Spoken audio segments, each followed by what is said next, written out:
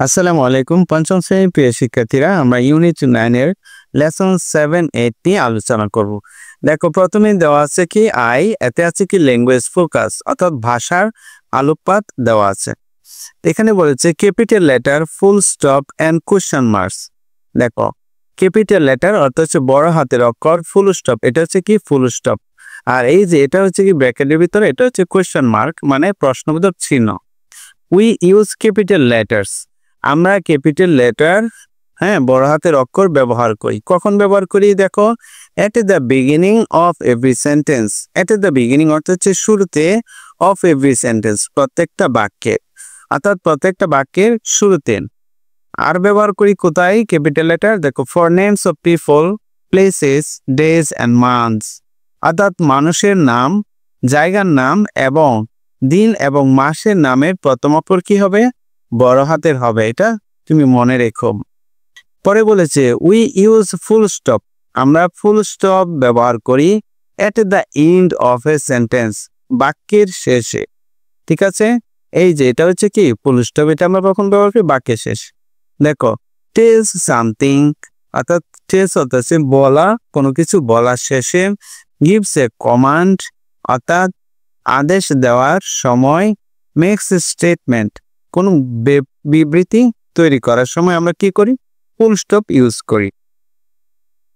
ওকে, তারপর হচ্ছে we use a question mark, আমরা প্রশ্নবোধক চিহ্ন ব্যবহার করি at the end of the sentence, অর্থাৎ বাক্যের শেষে। দ্যাট, যেমন আস্ক ফর ইনফরমেশন, আস্ক অর্থাৎ জিজ্ঞাসা করি, ফর ইনফরমেশন মানে কোনো তথ্যের জন্য জিজ্ঞাসা করলে আমরা কি করি? কোয়েশ্চেন মার্ক ব্যবহার করি। ওকে, এখানে যেতে দেখো দেওয়া আছে যে কারেক্ট দ্য সেন্টেন্সেস, বাক্যগুলো সঠিক করো। রিরাইট দেম কারেক্টলি, পুনরায় তাদেরকে লেখো।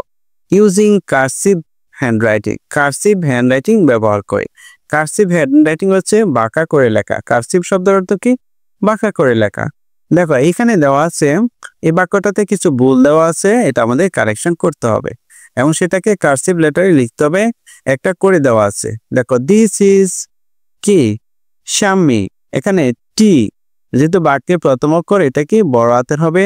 শাম্মি হচ্ছে একটা নাম, এসটা কি হবে? বড় হাতের হবে। ঠিক আছে, তো আর এটাকে আমরা কিভাবে লিখতে হবে? এইভাবে কার্সিভ আকারে লিখতে হবে। তো প্রথমটা দেখো দেওয়া আছে who is your favourite film actor, অর্থাৎ তোমার প্রিয় ফিল্ম অ্যাক্টর কে, প্রিয় অভিনেতা কে। তো এখানে দেখো ডব্লিউটা কি দিব? আমরা বড় হাতে দেব। এই যে আমরা এখানে ডব্লিউটা বড় হাতে দিয়েছি, আর এটা যেহেতু প্রশ্ন করেছে, হো দিয়ে শুরু হয়েছে, সেজন্য এটা বাক্যের শেষে প্রশ্নবোধক চিহ্ন দিয়েছে। পরেরটা দেখো, what is your favourite colour, তোমার প্রিয় রং কি। ঠিক আছে, বাক্যের শুরুতে হোয়াটের ডব্লিউটা কি হবে? বড় হাতের হবে, আর যেহেতু এটা প্রশ্ন করেছে সেজন্য প্রশ্নবোধক চিহ্ন দিয়েছি। ঠিক আছে, হোয়াটি দিয়ে শুরু হলে বাক্যটি প্রশ্নবোধক হবে। টুডে ইজ মানডে, আজ সোমবার। টুডে অর্থ কি? আজ। দেখো, বাক্যের শুরুতে টিটা কি হবে? বড় হাতের হবে। মানডে সপ্তাহের একটা দিনের নাম, সেজন্য এটা কি হবে? এমটা বড় হাতের হবে। পরে বলেছে would you land me a pencil, আর তুমি কি আমাকে একটা পেন্সিল ধার দিবে। ল্যান্ড হচ্ছে কি ধার দেওয়া।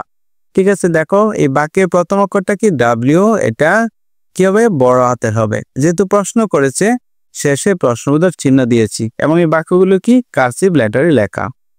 Number 5, I get up at 10 o'clock on Fridays.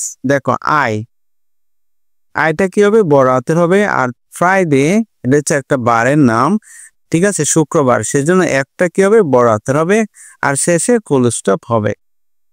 Number 6, we don't have school in July. ঠিক আছে, দেখো এটা প্রথম অক্ষরটা, উইর প্রথম অক্ষরটা ডাব্লিউটা বড় হাতের হয়েছে, আর জুলাইয়ের প্রথম অক্ষরটা কি বড় হাতের হয়েছে এবং শেষে ফুল স্টপ হয়েছে।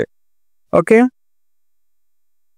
এবার দেখো কেতে বলছে pair work, read the composition that your partner wrote in activity as, check the correct use of capital letters and full stops. অর্থাৎ বলছে রিড দ্য কম্পোজিশন, এই অনুচ্ছেদটি পড়বা।